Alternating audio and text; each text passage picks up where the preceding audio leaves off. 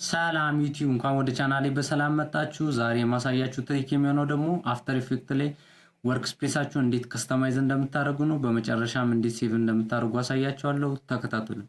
በመጀመሪያ ትመጡና ይሄኛውን ፓናል ጫን ብላችሁ ትይዙትና ወደ ፈለጋችሁበት ድራግን ድሮፕ ለማድረግ እንደዚህ ስታደርጉት ራሱ ሰማያዊ ያበራላችኋል።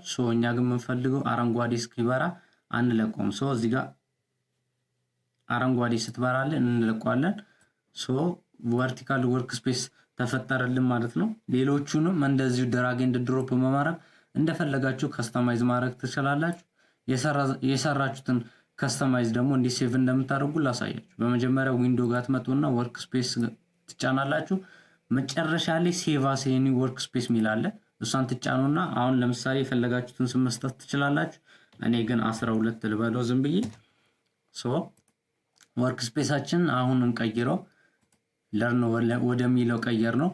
ይሄ ተቀይሯል እና መታችሁ 12 የሚለውን ስትጫኑት የሰራችሁትን ወርክ ስፔስ ያመጣላችኋል ማለት ነው። እንደዚህ አይነት የተለያዩ አፍተር ኢፌክት ትሪኮችን ለማግኘት ቻናሌን ሰብስክራይብ ማድረግ አትርሱ።